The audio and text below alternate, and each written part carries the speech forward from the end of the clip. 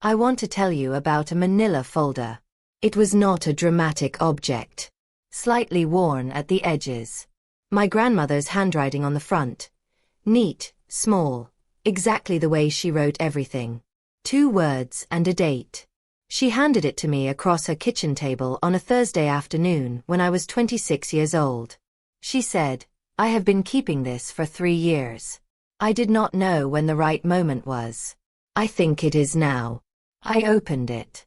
Inside was a complete documented record, bank statements, transaction histories, authorization letters, legal correspondence, of every single withdrawal made from my trust fund over the previous 4 years. Every withdrawal. Every transfer. Every signature. $890,000. Gone. Not lost.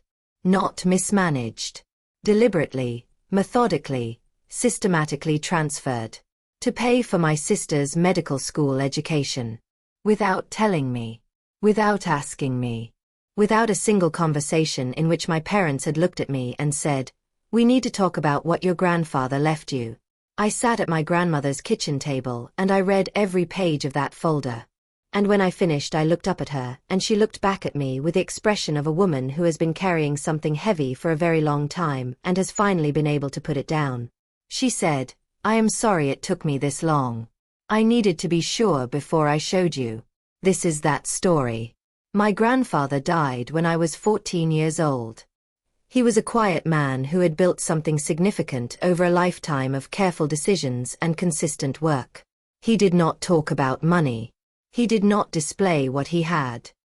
He lived modestly and invested steadily, and by the time he died he had accumulated considerably more than anyone in the family had understood. He left a will that was specific and detailed and that had clearly been constructed with care. To me, his eldest grandchild, named specifically, with a note in the will that said she has her mother's persistence and my father's judgment, and I trust her with this. He left a trust fund. The trust was structured so that I would have access to the principal when I turned 25. Until then it would be managed by a trustee, my father, with my grandmother named as oversight. I knew about the trust. My grandfather had told me about it himself, 2 years before he died, in a conversation I had never forgotten. He said, "I am leaving you something. Not to make your life easy. To make it possible. There is a difference." I had grown up knowing it was there. A foundation. Something waiting for me at 25 that my grandfather had built specifically for my future. When I turned 25, I contacted my father about accessing the trust. He told me there had been some complications with the management of the fund.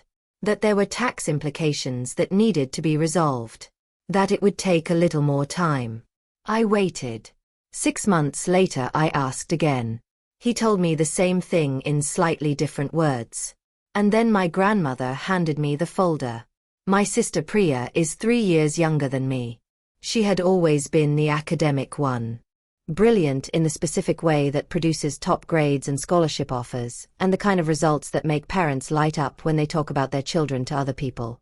I was not unambitious. But my ambitions were different. More practical, less institutional, less easily displayed at dinner parties. I had gone into business. Built something small but solid. I did not have a string of letters after my name, but I had built something real with my own hands. My parents were proud of Priya in a way that was visible and vocal. They were proud of me in a way that was quieter. I had made peace with this, or I thought I had. Priya had been accepted to medical school when she was 22. The best medical school in the country. A place that produced doctors who went on to do remarkable things. The fees were extraordinary. 6 years of training at a cost that my parents, on their combined income, could not comfortably cover. I did not know, had no idea, what decision they had made to solve that problem. Because nobody had told me.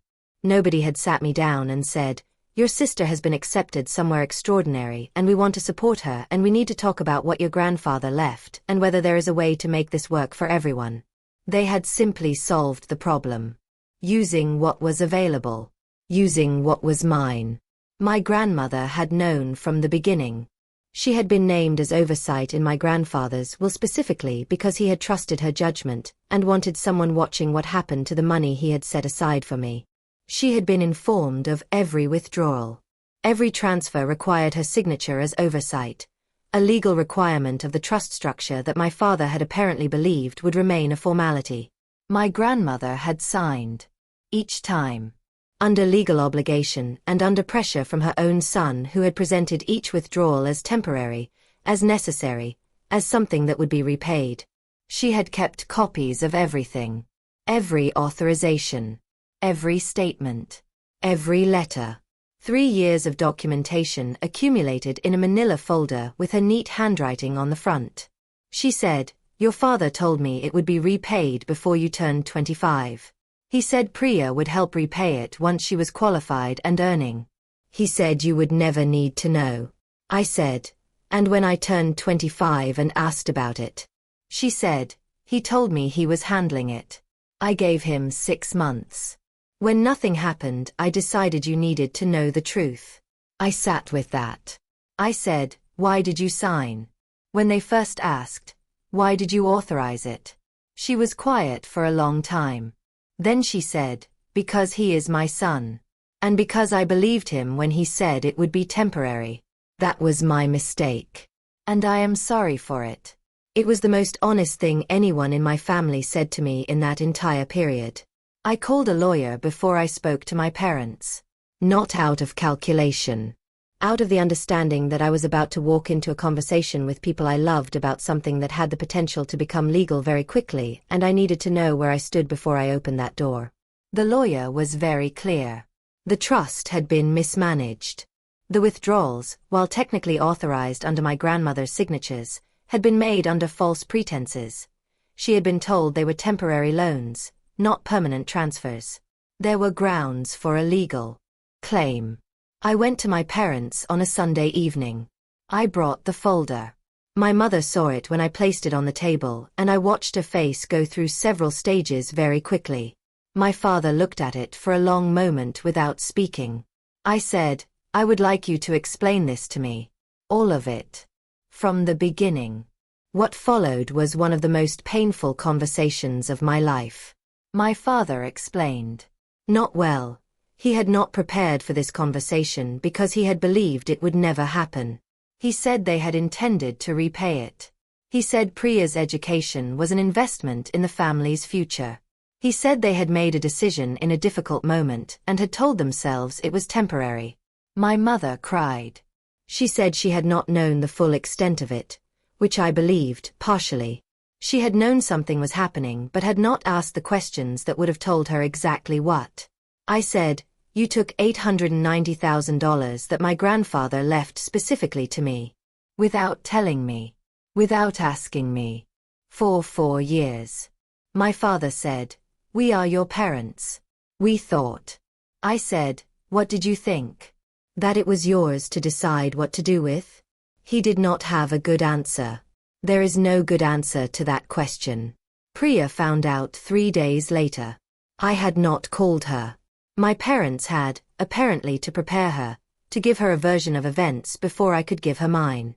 This was a mistake on their part because it meant that when Priya and I finally spoke, she arrived at the conversation having already been given a framework that made the situation sound more manageable than it was. She called me and said, "I want you to know that I had no idea."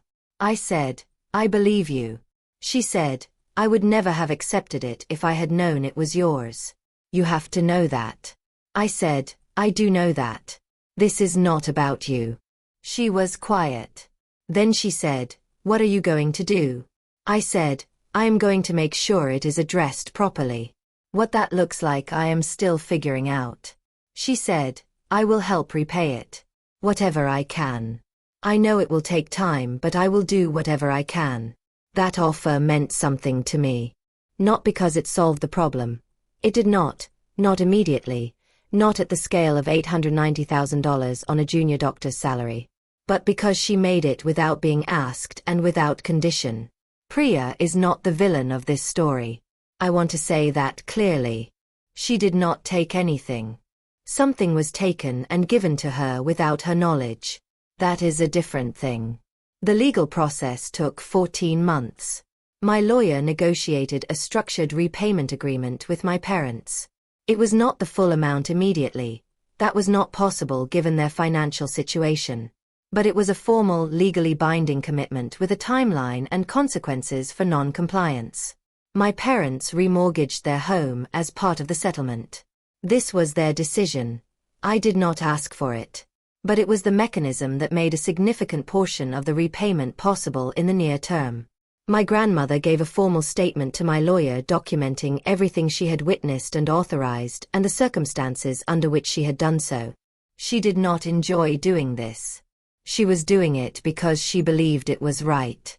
I want to be honest about the emotional cost of all of this because I think people sometimes imagine that legal resolution equals emotional resolution, and it does not.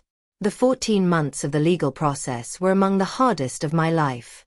Not because of the process itself, but because of what it meant to be in a formal legal dispute with my own parents. To sit across a table from them in a lawyer's office. To have everything reduced to documents and figures and formal language. My relationship with my parents was fundamentally changed. Not ended. I did not cut them off, and I do not believe cutting them off would have served me or anyone else. But changed. The particular trust that exists between parents and children, the assumption that they are always acting in your interest, that was gone. And once that trust is gone, it does not simply return. What replaced it was something more adult, more honest, more cautious. And in some ways, though this took a long time to understand, more real. I want to tell you what I think about my grandfather's decision to leave me that money. He was a man who had watched his family carefully over many decades. He had loved his son, my father, and he had also seen his son clearly. He had known, on some level, that his son was a man who made decisions based on what was in front of him rather than what was right in principle. And so he had built a structure. He had named an oversight. He had written a note in his will that said she has her mother's persistence and my father's judgment, and I trust her with this. He had done everything he could. The structure had not held completely. But it had held enough. It had produced the paper trail, the documentation, the legal basis that had made recovery possible. My grandfather had not been able to protect what he left me from every possible outcome. But he had given my grandmother the tools to document what happened. And my grandmother, despite her own failures in the situation, which she acknowledged honestly, had used those tools. Between them they had made sure that what happened to his gift to me did not simply disappear into silence. I think about that often. Here is what I want to leave you with. Know what is yours. Not in a grasping or defensive way, but in the clear, informed way of someone who understands that assets and inheritances and the things people leave you are real and have legal standing and deserve to be understood and monitored.